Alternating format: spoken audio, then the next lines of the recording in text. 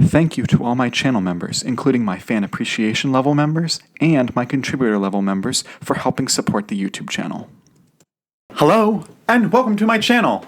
My name is Jonathan Cohn, and today I have my book review of the book, The Modigliani Scandal by Ken Follett.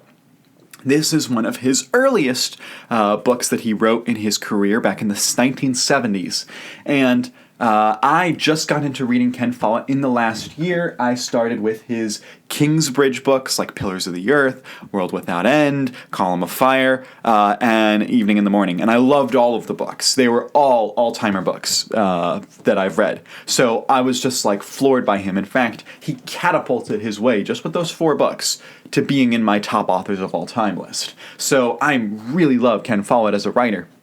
And I was told that this was one of, if not his weakest books that he'd written in his tenure. And I thought, I want to go to see this. I want to see what his weak stuff looks like. And, you know, maybe I'll think it's weak, maybe I'll think it's great, but I was curious. And also it's short, which I was excited about. It's only about 280 pages. And I figured, you know what? That's less of a commitment than reading the next 1,000-page book in his series, which I do want to read more of those because I love those, but I wanted to give one of his short books a try, and somewhere else on my shelves I have a ton more Ken Follett short books, so I'm really excited to read more of him. But I knew that this was one of his earliest weaker novels, based off of what other reviewers had said. And so I picked this up, and I was surprised that I still really enjoyed it, but I agree it's not on the same level of his other stuff.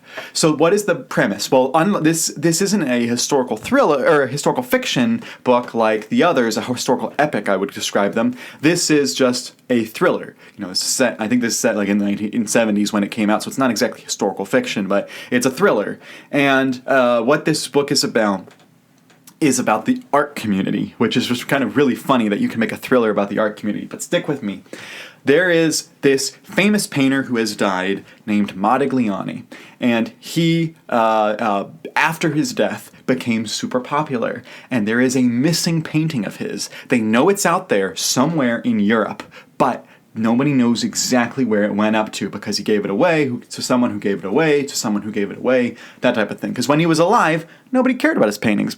Just hand it off to someone. Who cares? Now that he's dead, oh my goodness, everybody cares about Modigliani. So this book is about a bunch of people, really 3 or 4 groups, depending on how you view it, who are trying to get to Modigliani's painting. And they want it because some of them, one of them, she is a art student who wants to write a thesis on it.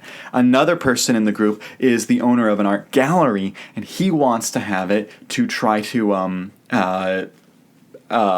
try to help his art gallery. Another guy is after it because he wants to stop the guy with the art gallery. And then there's one actress who's involved in kind of a crazy way.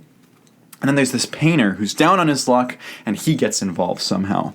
And so all these people are going around Europe trying to find the missing Modigliani painting. And so that's the premise of the book. And Ken Follett actually decided to kind of tackle some interesting themes in the book. But because the book's so short, he actually wasn't able to fully delve into them, and instead it's just very surface level.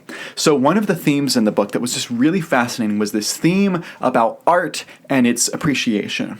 So he explores this idea that people don't appreciate the art of living artists. People appreciate art after the artist dies. This has happened so many times in history where the artist basically can't make a living off of his art or her art, and so the artist has to find some other type of job, and then after the artist dies is when his artwork becomes super popular and sells for a lot of money. But what good does that do the artist now that he's dead? I mean, maybe his family gets some money out of it, maybe, but the point is that artists are not appreciated enough when they're alive.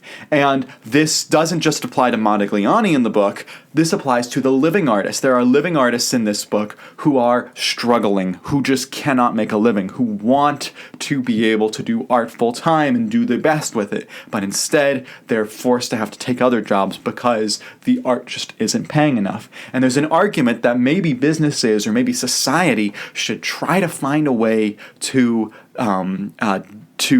foster art, to build places for, or to finance artists who, even though they're not going to turn a profit right now, the goal is that you allow them to do their best work while they're living, and then maybe someday their stuff will be successful, but you still provide for them so that they're not starving artists.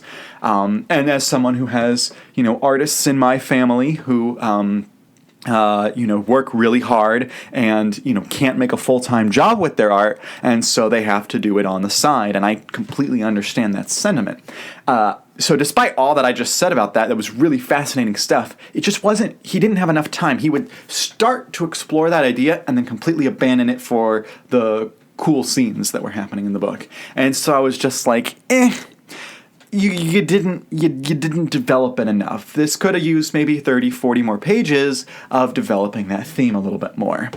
Also, with all Ken Follett books, there's so much gratuitousness in this book. And there's one scene in particular. I mean, there's gratuitous stuff in a lot of thrillers. You read John Grisham, he throws stuff in there. It's understandable. But there's one scene in here, and I was just like, look, Ken, you did not have to have that scene. There's just one scene in here that it was so egregious, and I'm like, look, I get you wanted to show your characters as they are. You did not need to include this scene as explicitly as you did. This is gross and it's unnecessary, and so that was really frustrating.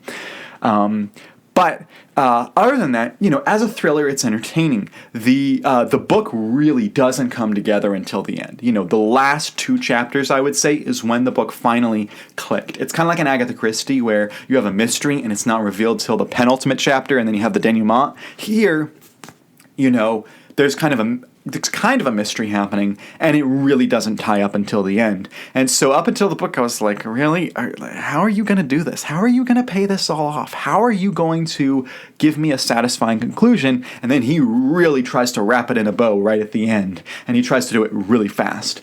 And I think it works, just it could have been better. As I said, 30 to 40 more pages, I think, would have done this book good. It would not have hurt, you wouldn't be intimidated by another 30 pages, but it would help the story. And so often today, you say, oh, you could have cut a lot. I mean, his Kingsbridge books, he could have cut a lot there.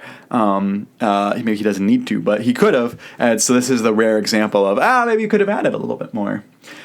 So those are my thoughts on the book. I enjoyed it. I would give it a 7 out of 10. I think that it has some really good ideas. I think it has some really cool moments, but unfortunately, they're not well enough developed, and also he gets a little gratuitous at times and stuff.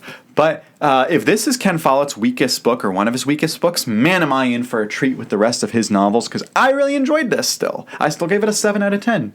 So if you've read The Modigliani Scandal, let me know your thoughts on it. What did you think of the twists near the end? Let me know all those thoughts in the comments section down below. And until next time, I'm Jonathan, and thank you for watching.